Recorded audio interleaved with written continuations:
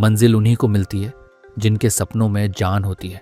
पंख से कुछ नहीं होता, हौसलों से उड़ान होती है। इसी कहावत को सच कर दिखाया है मुंबई में रहने वाली प्रभावती ने। दरअसल 65 वर्षीय प्रभावती ने 10वीं की परीक्षा में 52% हासिल कर इस कहावत को सच साबित किया है। महाराष्ट्र स्टेट बोर्ड की ओर से कल 10वीं के एग्जाम का रिजल्ट जारी कर दिया गया, जिसमें से मुंबई के सांताक्रूज इलाके में रहने वाली 65 वर्षीय प्रभावती और उनके 15 वर्षीय पोते सोहन नितिन जाधव ने एक साथ 10वीं की परीक्षा दी।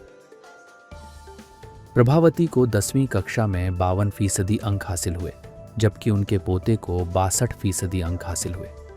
अपने पोते को पढ़ता हुआ देखकर प्रभावती में एक ऊर्जा निर्माण हुई और प्रभावती ने भी 10वीं की परीक्षा देने का दृढ़ संकल्प किया।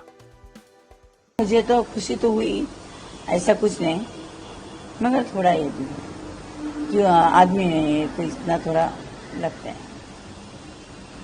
और अच्छा लगा मुझे। मेरा बड़ा वाला पोता है ना, वो पढ़ता था, मुझे वो अभ्यास पढ़ता था ना, तो उसको देख के ना मुझे ऐसा लगा कि कभी उसको मैंने दिया समझो कि प्रथम तुम पानी पी लो, तो उसका ध्यान उधर में नहीं था, ना खाने पे ध्यान रहता था ना किधर भी। तो हम उसको बोलते थे तुम खाना खा लो ये, मगर फिर भी उसके हाथ में किताब था। वो इतने अच्छे बारकाई से किताब पढ़ता था ना, तो जो फोटो रहता है किताब का, जो कुछ भी चित्र होता है उसके नीचे भी वो पढ़ता था ऐसा।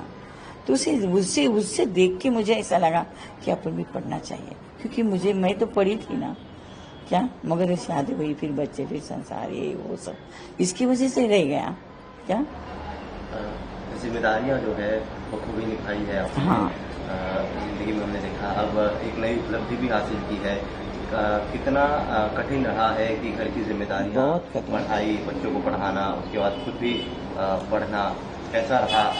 नहीं मगर अभी दो बातें। अच्छा, मैं पहले तो मेरी तो शादी हो गई, तो मेरा आदमी नौकरी पे थे, तो कुछ ऐसा मुझे तकलीफ नहीं। मेरे बच्चे गाली खाली, मैं घर में ही थी ना, हाउस वाइफ थी, मैं तो कहाँ नहीं जाती थी।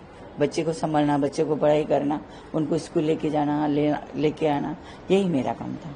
और घर का सब देखने का, कपड़ा लत्ता बर्तन पूरा मैं अपना घर का ही करती थी।